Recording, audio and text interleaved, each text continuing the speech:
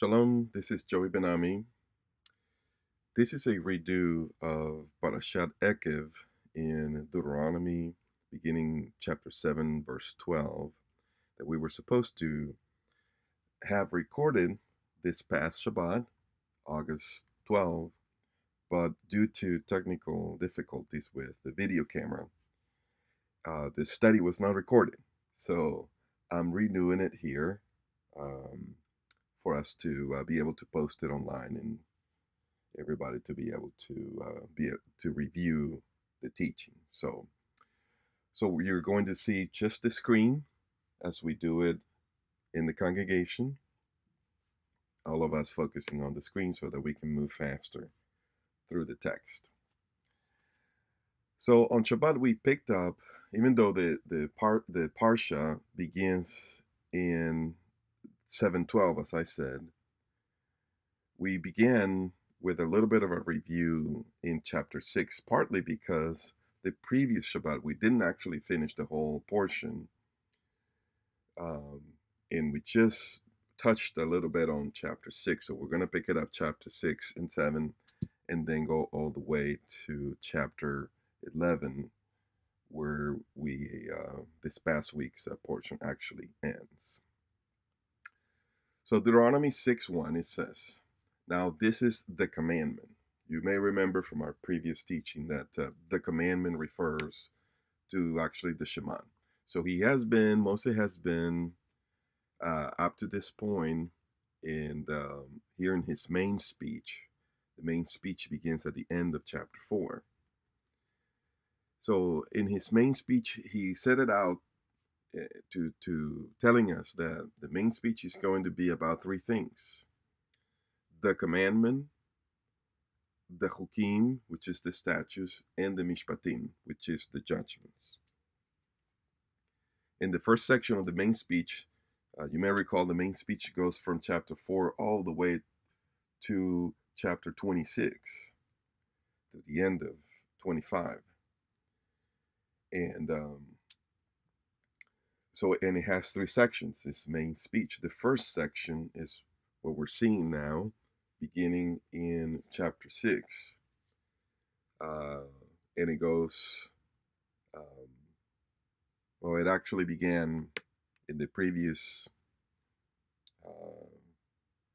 in chapter 5 with the giving of the Ten Commandments, setting things up. But the proper section of the commandment is chapter 6 all the way through the end of the portion, which is 7, I believe, verse 20 something. I can't remember exactly. 26, 25, something like that. And so this is our first section of the main speech, which is about the commandment, which is the Shema. The rest of the main speech is going to consist of the chukim, the statutes, and the mishpatim. Next week we'll begin at the end of chapter 11, introducing it or ending, however we want to see it, this section on the commandment, and transitioning into the chukim, the second section of the main speech, beginning in chapter 12.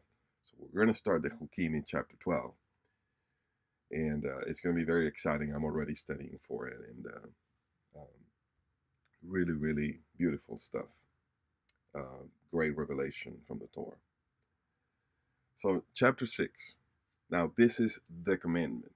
It's the beginning of the section about the commandment. And it says this: the commandment, the statutes, and the judgments. So those are the three divisions of the main speech, which the Lord your God has commanded me to teach you, that you might do them in the land. We saw in the teaching last week how the Lord commanded Moses to teach the commandment to Israel while they were still at Sinai, right after the Lord gave him the tablets of the commandment, the 10 commandments, the 10 words. So the Lord gave him this commandment and the statutes and the judgment, basically the book of Devarim, the book of Deuteronomy, to teach to Israel when they were supposed to get ready to enter into the land. However, because of the failure um, in faith on the part of Israel to actually go in and conquer the land, fear due to the fear of the Anakim, of the giants. Because of that, then the book of Deuteronomy never got written until now, because Israel refused to go into the land. So for 38 years, Moses had this revelation to teach to Israel. Some scholars say that he actually taught it to them, but they didn't go into the land. I'm okay either way, but the point is that it was not written until now, because all these 38 years had to come first due to the failure to go into the land. So now this is the commandment, the statutes, and the judgment, that you might do them in the land. Always a focus on them going into the land. Verse 2, so that you and your son and your grandson might fear the Lord your God. Might fear the Lord your God, to keep his statutes and his commandments, which I command you. 3, O Israel, you should listen. So that right there reminds us of the Shema, right? Shema Israel. Israel, you should listen. And be careful to do it, that it may be well with you in the land, of course, in the land flowing with milk and honey. Verse 4, the Shema proper, right? Hear, Israel, Shema Israel, Adonai Eloheinu, Adonai Echad. The Lord is our God, the Lord is one. Verse 5, you shall love the Lord your God. Now that is the commandment. We saw it last week. I'm not going to repeat it here. How they asked Yeshua, what is the greatest commandment? And he said, love the Lord your God. So the commandment of the Shema is to love the Lord. And that's the subject of chapter 6. Love the Lord your God. Chapter 6 is going to tell us in 3, 4, 5 different ways, what does it mean to love the Lord your God? In other words, let me tell you the commandment in many different ways so that you get it, you understand it. So you shall love the Lord your God. These words which I am commanding you today, these devarim, words, shall be on your heart. So you're supposed to allow these words, set things up so that these words actually penetrate into your inner being, not just doing external things, but really transform you from the inside out. So, and there are physical ways that you are supposed to do, that we're supposed to do to surround ourselves and have a better chance for these words to actually penetrate. And these things are, for instance, teach them repeatedly to your sons, to your daughters as well. Talk of them all day long, whatever activity you're doing. Bind them as a sign. That's a physical thing. They are to be as frontals on your forehead, the tefillin. You should write them on the doorpost, the mezuzot. So surround yourself in such a way that these words, that this commandment, you shall love the Lord,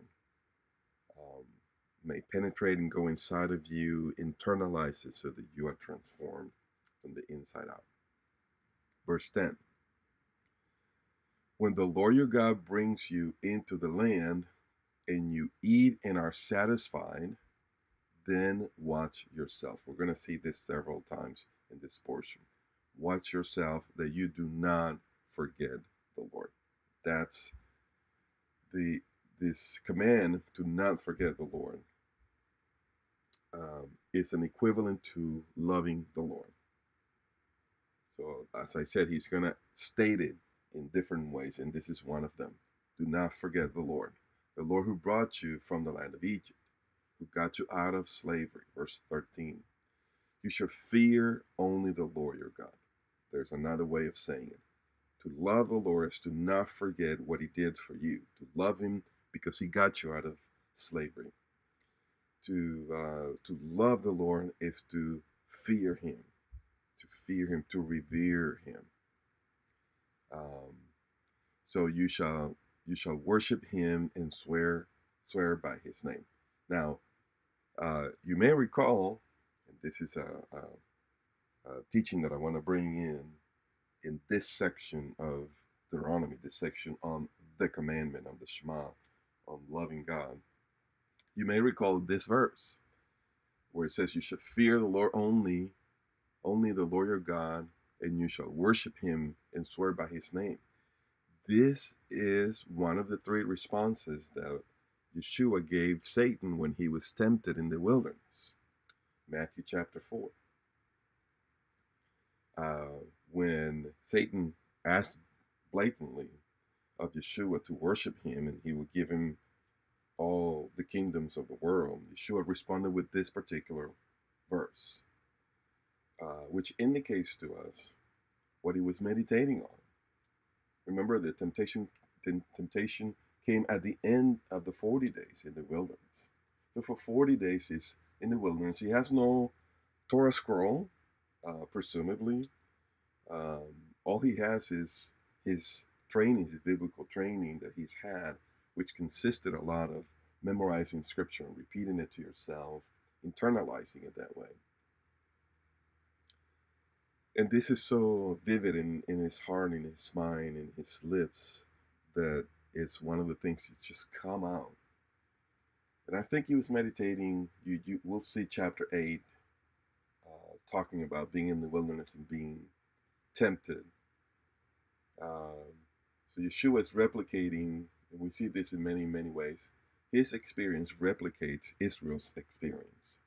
So just as Israel was in the wilderness being tested by God and tempted by the enemy, so Yeshua was in the wilderness, tempted by the enemy and tested by the Lord. And so he is meditating on this section of scripture. How exciting is this? He is meditating on loving the Lord your God on Deuteronomy chapter 6. What does it mean to love God? And he responds to the enemy in the middle of his temptation by quoting this verse, "You shall fear the Lord only, and you shall worship him." Verse 14, "You shall not follow other gods," right? Primarily Satan. "Any of the gods of the peoples who surround you, the Canaanites, and all the other nations." That is loving the Lord, fearing only him, not fearing any of the other idols. We're going to talk a little bit about fear towards the end. 16, "You shall not put the Lord your God to the test, as you tested him at Massah." You may recall again, this is another answer from Yeshua to Satan. You shall not put the Lord your God to the test. You see how he was meditating on this section. Not only this, but Satan tried to tempt him to fail at the very first, most important commandment, to love the Lord your God. So Satan is getting him to not love God, to put God to the test. Throw yourself down. See if God has the power to save you or the willingness to act on your behalf. Just test him. He may or may not. How are you going to know? You gotta test him. And that's similar to what we see also in the garden with Adam and Eve, of course. Is God good? Why did he put a restriction on you? Is he trying to get this knowledge of good and evil, hide it from you? Something good he's not giving you. So you gotta test him. And Yeshua responds, "You shall not put the Lord your God to the test." Why? Because this is another way of expressing the commandment here, which is love the Lord your God. Loving God is to trust him, to believe him, and not put him to the test. And he says, as you tested him at Massah. Massah, if you go and look it up, it's in Exodus, and it's a reference to Israel mistrusting God to provide water, basically saying, we are not sure that you have the power to actually provide for us. And you may not even want to provide for us. You brought us here to kill us. Um, that's a temptation. That's testing the Lord your God. And it's an insult to Him, and it is a disloyalty to Him. So therefore, it is the opposite of loving Him. You should diligently keep the commandments of the Lord your God and His testimonies. Remember from last week, the testimonies are the 10 commandments and His statutes. 18. You shall do what is right and good in the sight of the Lord, that it may be well with you, that you may go in and possess the good land. Always I reference, you got to do this right in here, right now, because very soon you're going to have the opportunity to go into the land to receive the blessing of God. You don't want to forfeit that for you. And Moses several times puts himself on it as an example, saying, just as I did, I forfeited the blessing of entering into the land, and it so can happen to you as well. Verse 20. When your son asks, here's another way of explaining what does it mean to love God. When your son asks you in time to come, saying, what do the testimonies, the 10 commandments, and the statutes and the judgments mean? Or more precisely in the Hebrew, what are those commandments? Well, you shall say to your son, we were slaves in Egypt. So you're going to tell him the story of, you got to give the background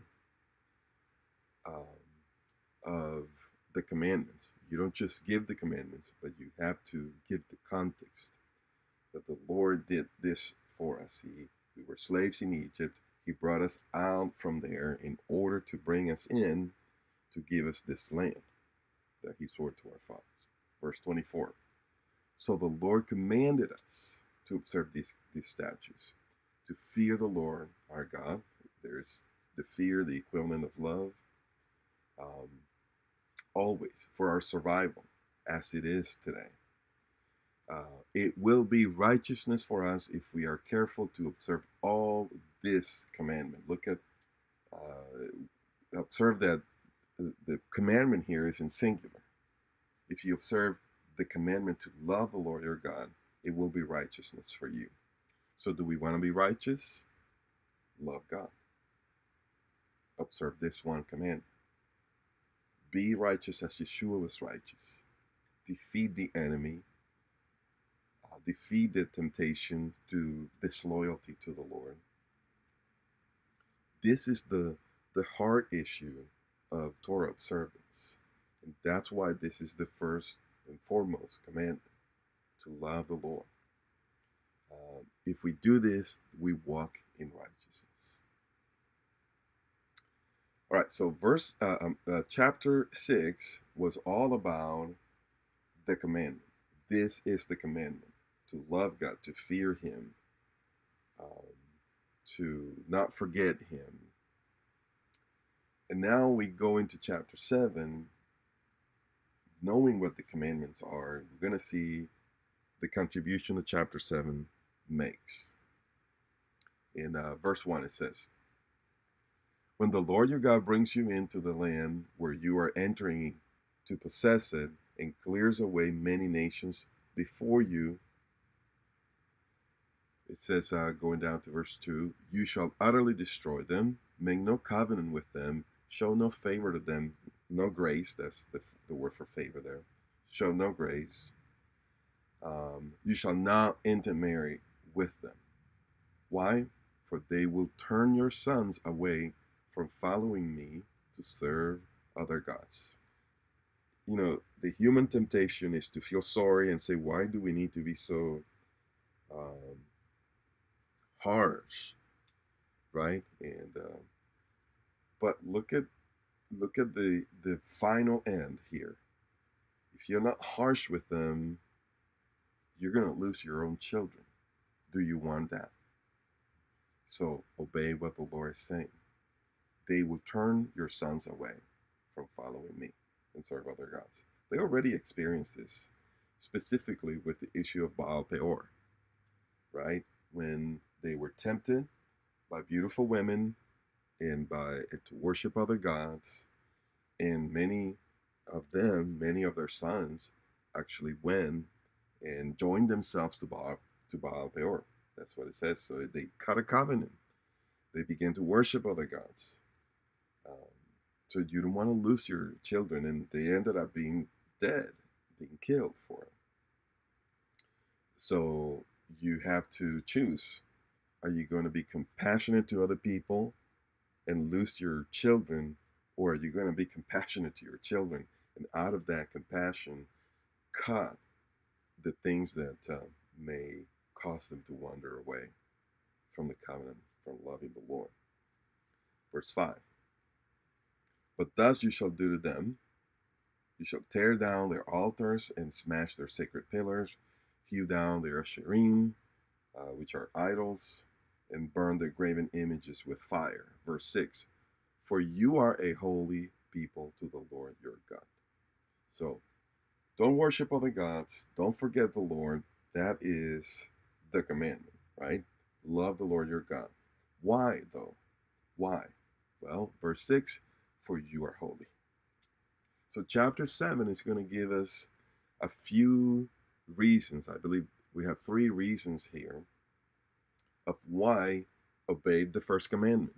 Why obeyed the commandment to love the Lord? And here's number 1, because you are holy. The Lord your God has chosen you, your election. You have been elected, you have been chosen as Israel, as God's firstborn son, and you have been set apart, draw near to the Lord, filled with his life, with his holiness. So you are holy. You've been chosen. That's the reason why you should um, obey and love the Lord your God.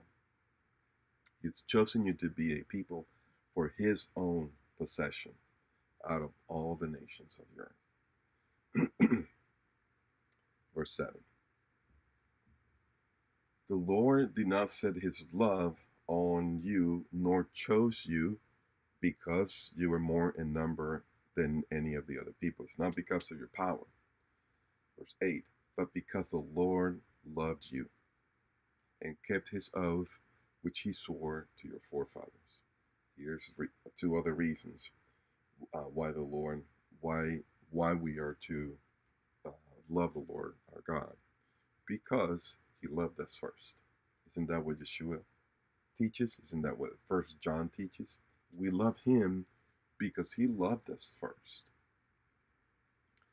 and also because he is faithful. He has given an oath to Abraham, Isaac, and Jacob. He repeated it to them, and now he's fulfilling it in us.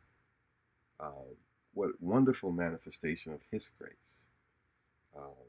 And those are reasons why we should love him. He loved us first. He is faithful to fulfill his word. He sanctified us, drew us near to him, and he chose us from among all the peoples of the earth. Therefore, we are to love him and worship him, not forget him, fear only him, not fear other idols, destroy all the worship stuff of other idols. And he says, the Lord brought you out from Egypt. So know therefore that the Lord your God, he is God. There's another reason why we should love him, right? He is the only true God, the faithful God who keeps his covenant. 10. He repays those who hate him. Therefore, you shall keep the commandment and the statutes and the judgment. So, love the Lord your God. These are the reasons. Here comes another reason. Verse 12. Because you listen to these judgments and keep and do them. Let me begin at the beginning, actually. Then it shall be, it shall come about, because you listen to these judgments. So he's speaking of the future. It shall be in the future that you will listen to the judgment and you will keep these commandments and do them. And so the Lord your God will keep his covenant with you. Verse 13, he will love you and bless you and multiply you. So why are we to love the Lord our God and follow the first commandment and not worship other idols. Number one, because of what he has done in the past, right? He sanctified us. He elected us as Israel.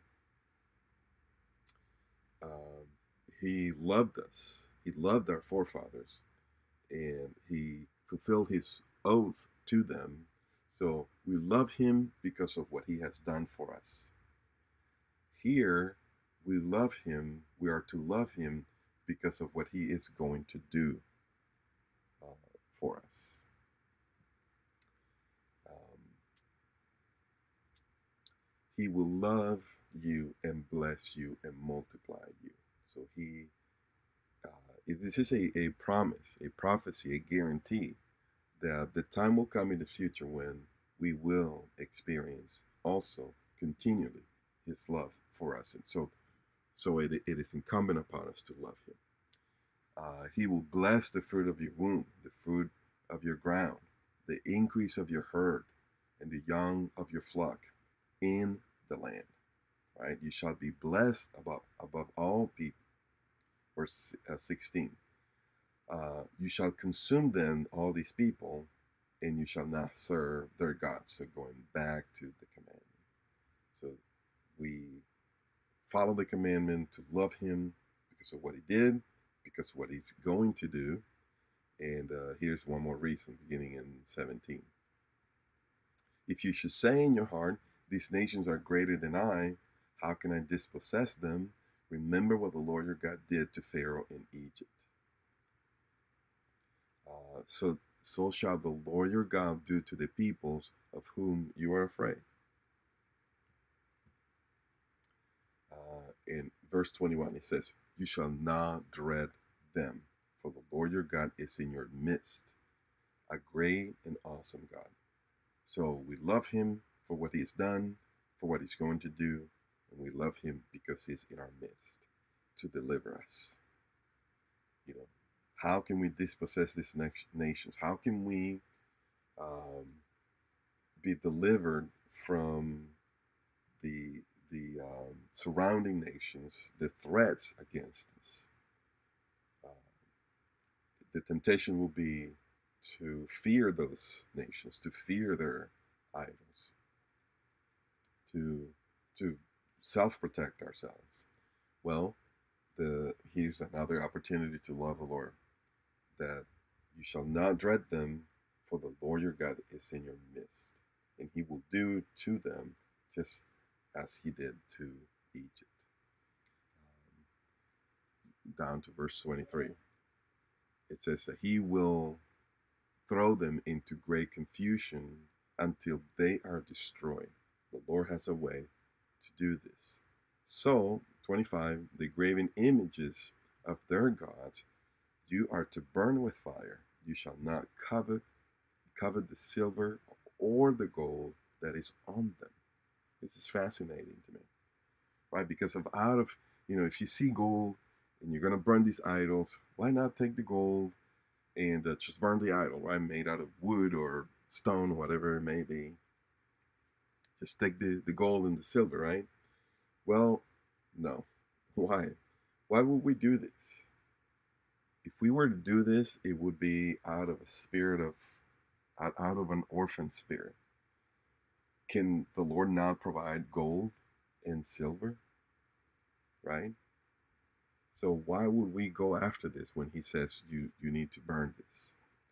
If we do it, it would be because we're not trusting God, because we're not loving him. So we have to follow this commandment completely. That's why it says with all your heart. With all your heart. Right? But it says that instead you shall utterly detest it, and you shall utterly abhor it. So that's the end of chapter 7. So chapter 6, this is the commandment. Chapter 7, this is why you obey the commandment, because of what he has done, what he is going to do, and because of he is in the middle of you, he will deliver you. So now we go into chapter 8. We give a little bit of a little tease of what chapter 8 is all about. This is This is a warning that your love, your obedience to the commandment to love the Lord is going to be tested. And Satan is going to tempt you so that you abandon, forget the Lord, not fear him, but fear other gods, and you end up not loving him. So, verse 1. All the commandments that I am commanding you today, you shall be careful to do, that you may live and multiply and go in and possess the land. This is a standard. He introduces many sections this way. Verse 2. You shall remember all the way which the Lord your God has led you in the wilderness these 40 years, that he might humble you, right? Testing you to know what was in your heart, whether you would keep his commandments or not.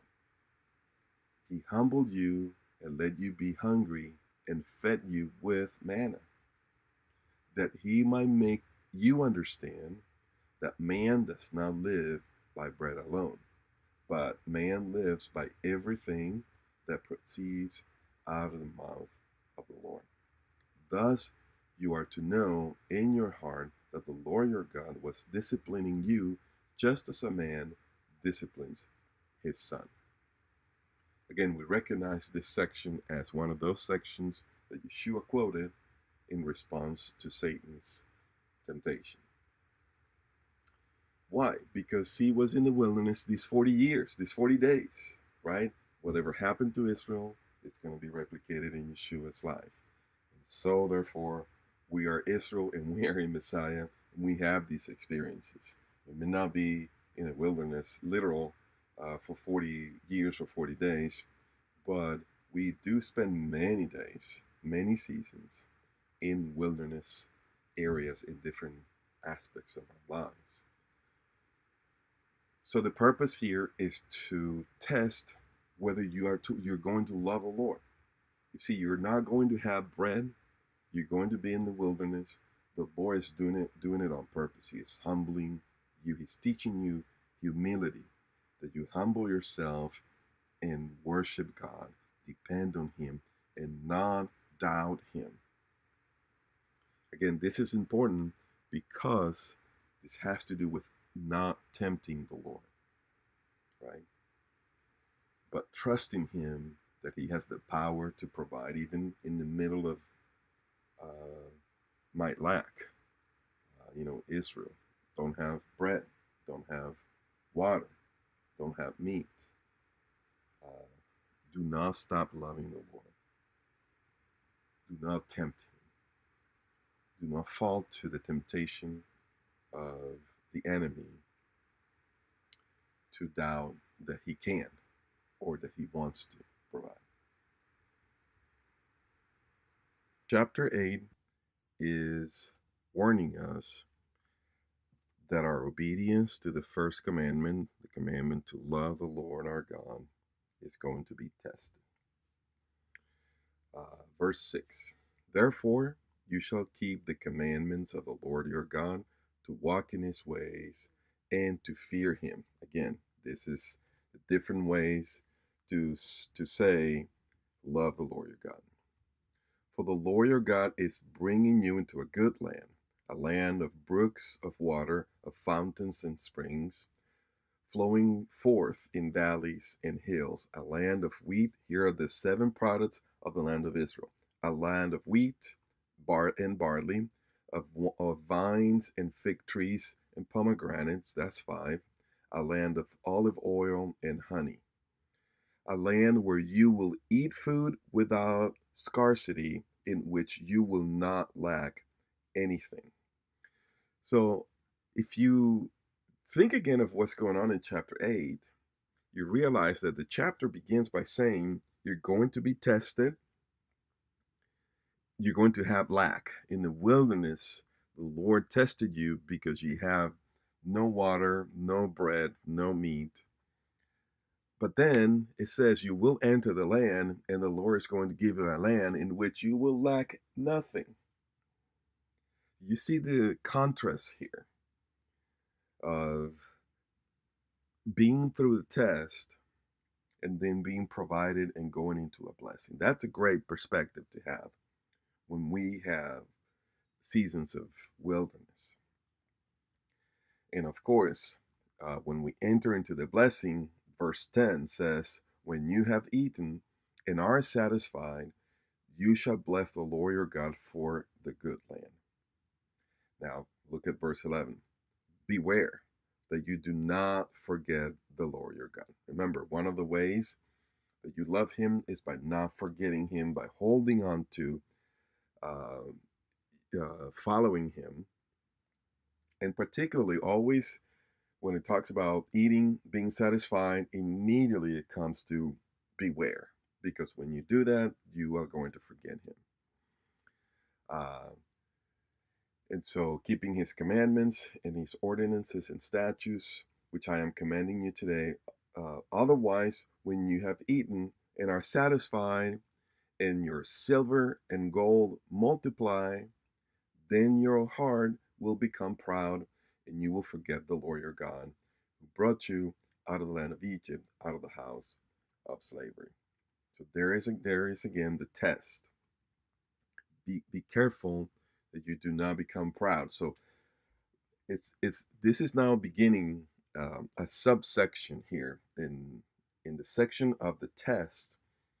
It is the Lord is beginning to deal with the problem of humility, the lack of humility. I tested you to humble you, but now I'm going to show you why I need to work in you to create, to bring forth this humility in you. And it says it's because there is a pride problem that every human being has, and Israel is no exception. And so you will become proud and you will forget the Lord. So you will stop loving the Lord. Verse 15. "He led you through the great and terrible wilderness with his fiery serpents." So here's reminding them of some of their failures. The serpents, where there is no water, the lack of water. "He fed you manna when you cried out for bread." And it says that he might humble you, that he might test you, to do good for you in your end, in the end, or at your end. Not in the end times, but at the end of your trials.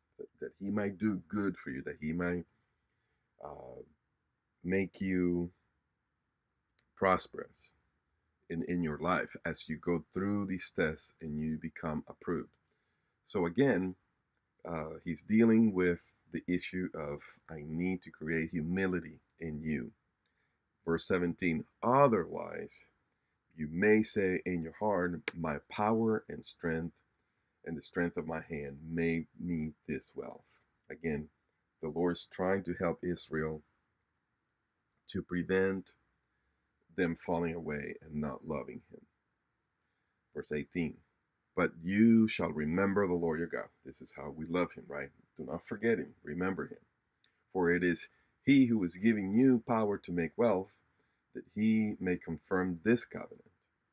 It shall come about, if you ever forget the Lord your God and go after other gods and serve them and worship them, I testify against you today that you will surely perish, like the nations as the Lord makes to perish before you, because you would not listen to the voice of the Lord your God." That's how important it is um, to hear the Lord, to love him, and to avoid the pride from that is in our heart from derailing us from loving him.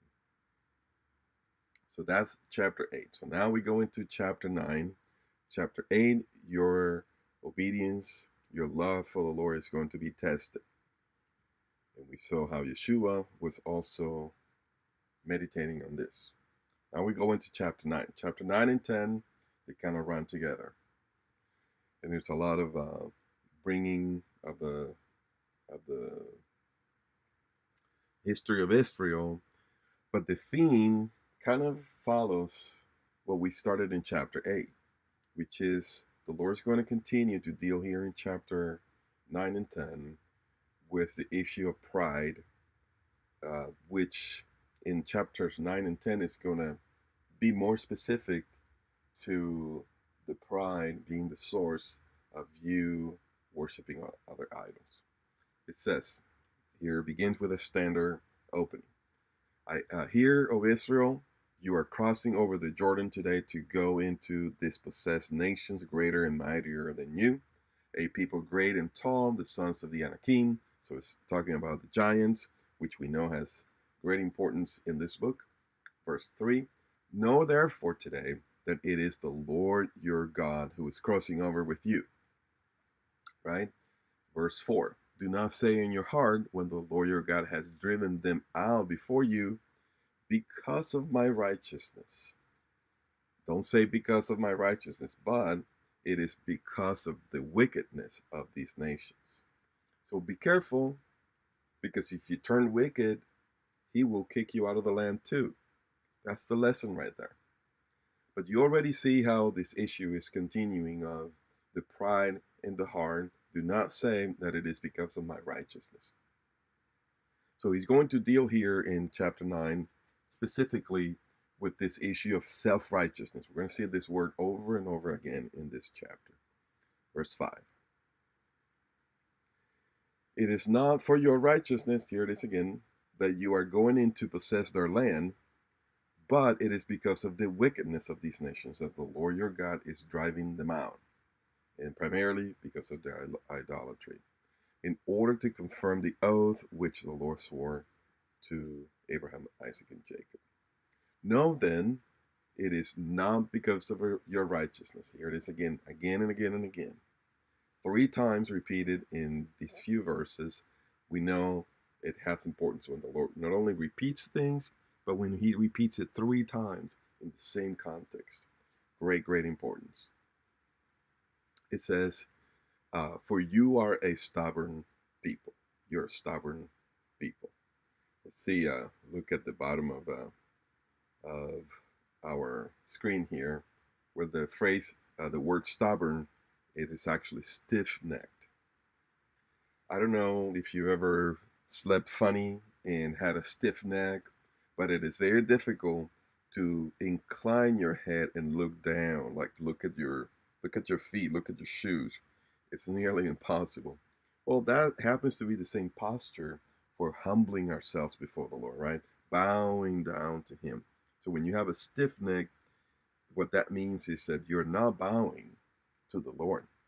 You're not expressing humility. You're not loving him. So that's where the Lord is addressing here in chapters beginning in chapter 8, running into 9, and we'll see it into 10. Verse 7, remember, again, this is how you love the Lord, and do not forget how you provoked the Lord your God to wrath in the wilderness. What is he talking about? It says, from the day that you left the land of Egypt. So the totality of the experience until you arrived at this place, all those 40 years, right? You have been rebellious. At Horeb, which is another name for Sinai, you provoked the Lord to wrath. So he's going to pick up this particular incident of the golden calf that we know from Exodus, and he's going to use this as a lesson, as a reminder.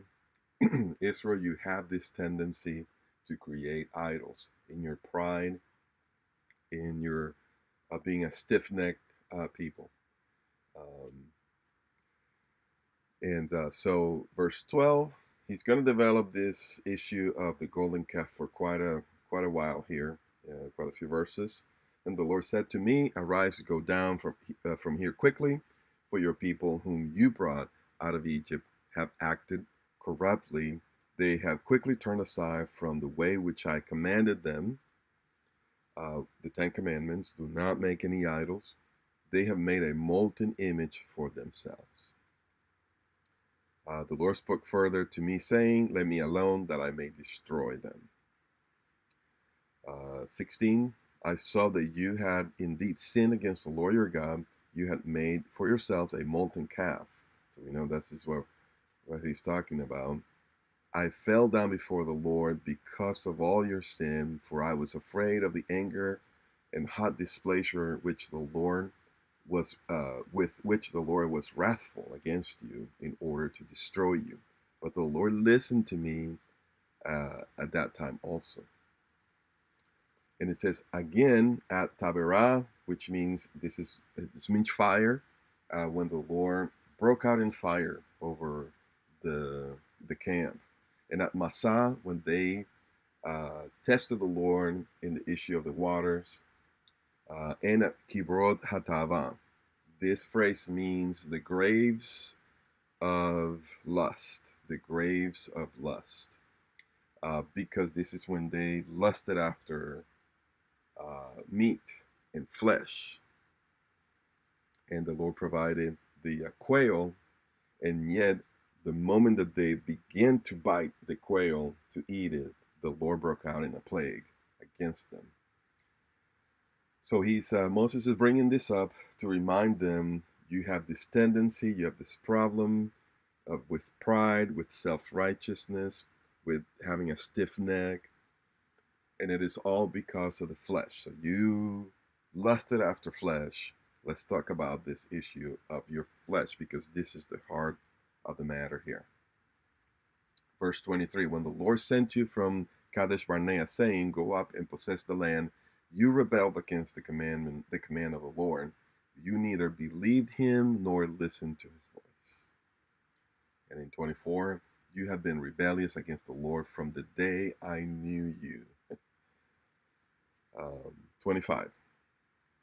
So I fell down, he's going back again, I fell down before the Lord for 40 days and 40 nights, the second time that he did that, right after he came down from the mountain, the first 40 days, and found the whole mess with the golden calf.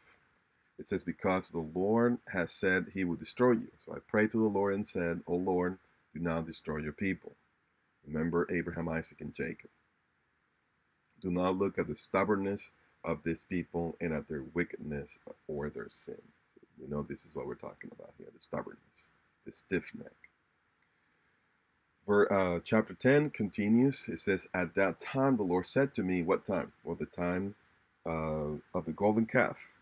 He dealt with this, and then he says, cut out for yourself 2 tablets of stone like the former ones.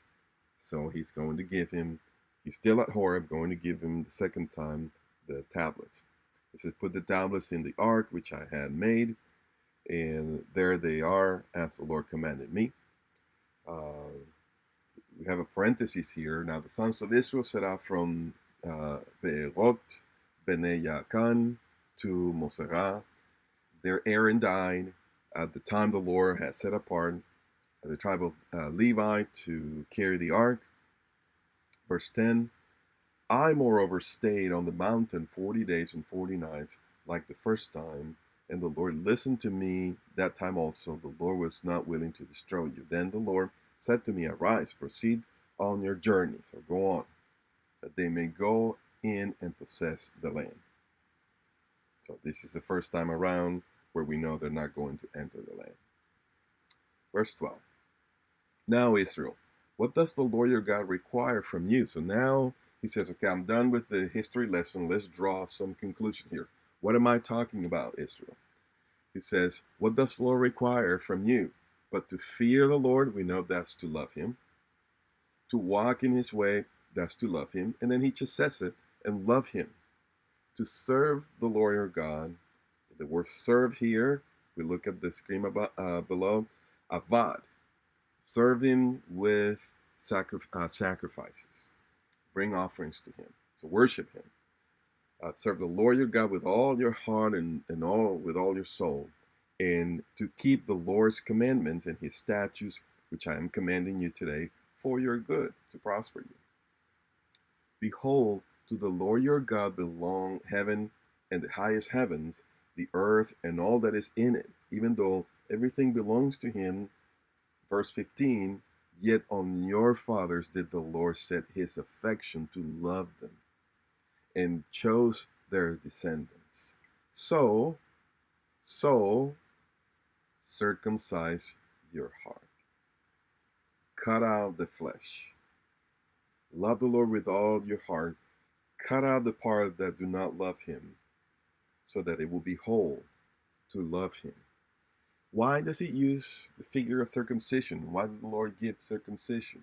Why cut the flesh, and why cut that particular uh, part of the flesh? Well, he's driving a point. It has the obvious reason. It's just in plain sight, which is the most representative aspect of your flesh is your sexual desire. What the Lord is trying to teach is, I need for you to cut out the desires that are against me. You desired food. You desired uh, gold and silver. So don't take it off from those idols. Your sexual desires were prominent in the issue of Baal Peor. Um, all of these desires are being represented in circumcision in the flesh. So the conclusion here, the therefore here, is so circumcise your heart and stiffen your neck no longer. Right? Bow down before the Lord. Give yourself wholly to Him, so that He uh, give to Him, as Romans 6 says, present to Him the members of your body. That's what circumcision represents. So that the members of your body may be an instrument of righteousness and not an instrument of wickedness. Verse 17. For the Lord your God is the God of gods. Here's the reason. Why should we dedicate ourselves wholly to Him and to love Him? Because He's the true and living God, the Lord of lords, the great, mighty, and awesome God. We remember this from the Amidah. And here's I want to show you verse 18. Notice that I've colored it a little different, 18 and 19. Why? Because I want to point it out to you that this is different. He's bringing something from that he's going to talk about later in the main speech. Remember, we're in the main speech, but we're talking about the first section of the main speech, which it has three sections. The second section, beginning in chapter 12, is going to be the statutes, the chukim. But Moses is bringing from the third section, which is the mishpatim, the judgments, the civil law, how to deal with your fellow man.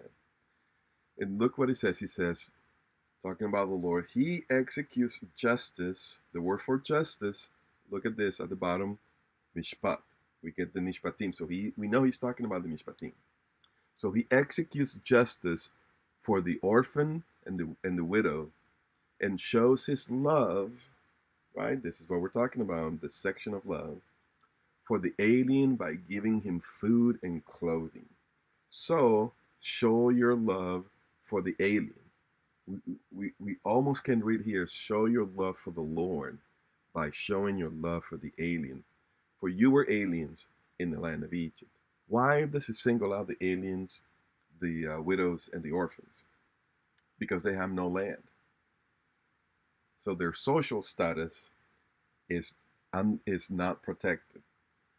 And so show compassion to those who are under oppression. There are many reasons why these people turn out to be in these conditions, orphans, widows, and aliens.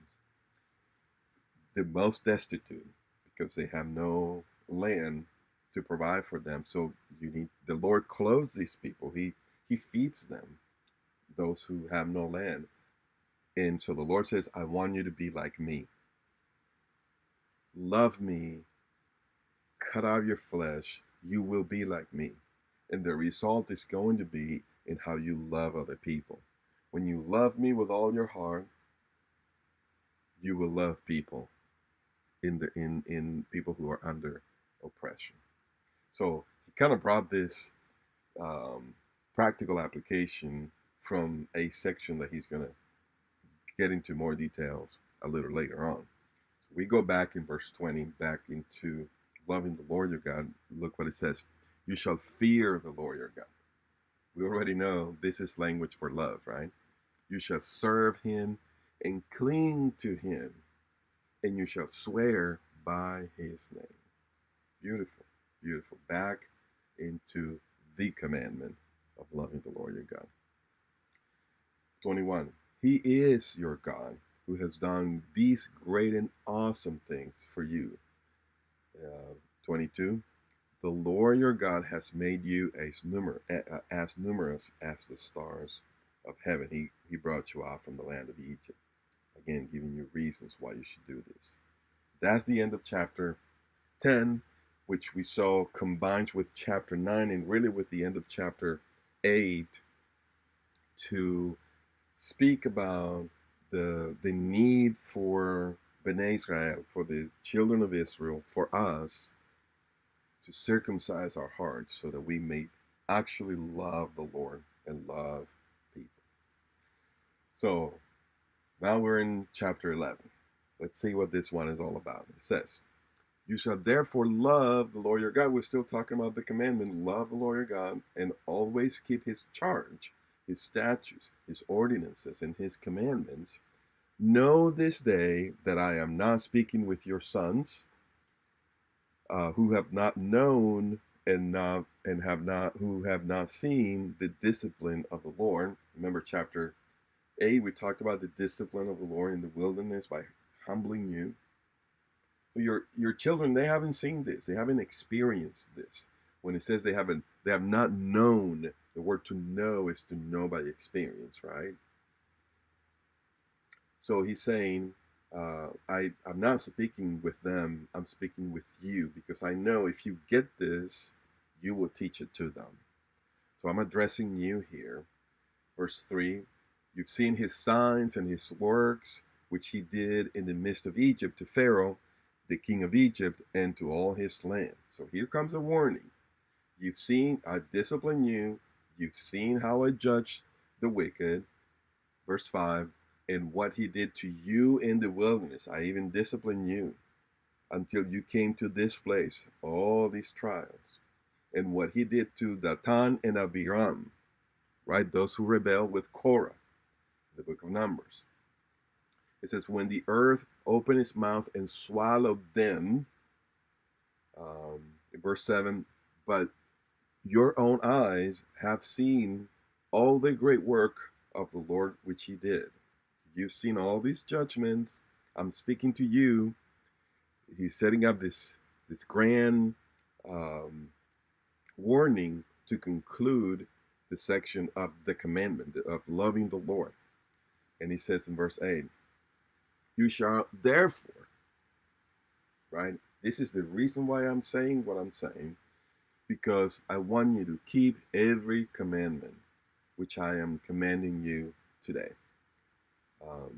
It actually says, I want you to keep, it says kol. It means all the commandment. This commandment, I want you to keep the entirety of it. Keep it fully.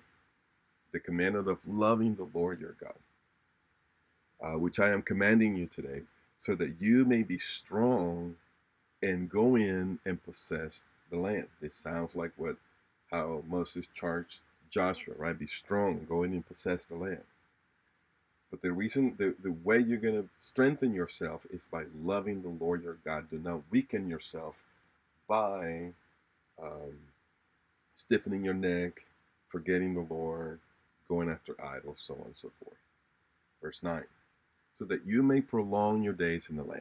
10, for the land into which you are entering to possess it is not like the land of Egypt, where you used to sow your seed and water it with your foot. Okay, scholars kind of disagree in terms of what this means. What do you mean you water it with your foot? Okay, they say, well, it could be this way or it could be that way.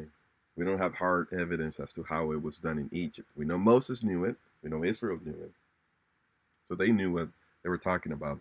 Today, we don't very clearly. But the point is this, that in the land of Egypt, you had a special way of irrigating the land, and it was easy for you to do. Verse 11, but the land into which you are about to cross to possess it, the land of Israel, a land of hills and valleys, drinks water from the rain of heaven. It drinks water from the rain of heaven. Now he's setting things up here because um, the number one blessing of the covenant when Isaac blessed Jacob, the number one blessing was the dew of heaven, rain. So, should Israel fail to walk with the Lord, to love Him, but turns to other idols, then the Lord is going to come with the consequences of violating the covenant, walking away and not loving Him. And the number one consequence, the first one, the one that starts everything, is lack of rain, drought. That's why it says in verse 13, it shall come about if you listen obediently to my commandments, which I am commanding you today. And I love this because it's the closing section of the section, the closing part of the section on the commandment, right? So it's going to sound like the beginning, the opening section, the opening part of it in chapter 6. When we read about the ahavta, you should put it on, write it on the doorpost and put it on your frontals and put it, tie it in your hand, all of these things. But also, it's going to bring the covenant into view here, and it says, "Shall come about if you listen obediently to my commandments, which I am commanding you today, to love the Lord your God and to serve Him with all your heart and all your soul. If you do this, that He will give the rain." That is why He's setting up this warning.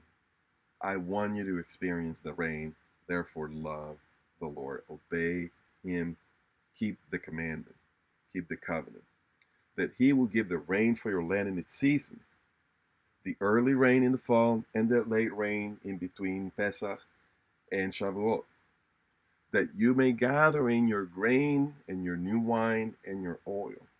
He will give grass in your fields for your cattle, and you will eat and be satisfied. If this sounds familiar, it's because this is the second section of the Shema, when you say this, the complete Shema.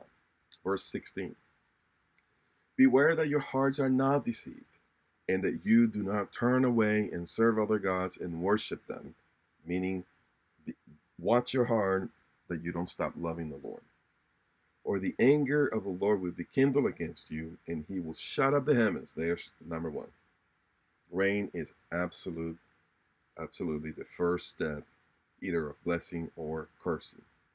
Shut up the heavens so that there will be no rain, and the ground will not yield its fruit, and you will perish quickly from the good land which the Lord is giving you. Therefore, verse 18, you shall therefore impress these words of mine on your heart and on your soul. What is this word impress? You need to put them. So you need to, how do you put words in your heart and in your soul? I think the translators try to be creative here and answer this question. Impress them, or let them penetrate and change you from the inside, transform you from your heart and on your soul. And it sounds like the Shema again. It says, you shall teach them to your sons, talking of them when you sit, when you walk, when you lie down, when you rise up. Write them on the doorpost of your house and on your gates, so that your days and the days of your sons may be multiplied on the land. How? Because you will love the Lord, He will give you the rain, and He will not spew you out of the land. You will be blessed in the land. 22, for if you are careful to keep all this commandment, again, commandment in singular, the entirety of this commandment, to love the Lord fully. If you're careful to love the Lord fully with this commandment which I am commanding you to do, to love the Lord, He spells it out there, to love the Lord your God, to walk in all His ways and hold fast to Him. If you do that, then the Lord will drive out all these nations from before you, and you will dispossess nations greater and mightier than you. Every place on which the sole of your foot treads shall be yours. No man will be able to stand before you. The Lord your God will lay the dread of you and the fear of you on all the land and all the people of this land.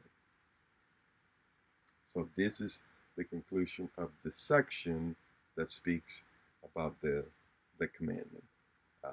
Actually, we will finish it in as we continue in verse 26, but this is in next week's portion. So we'll finish it out this portion, and we'll get into chapter 12, which then changes to the statutes and the judgments. Blessings to you all.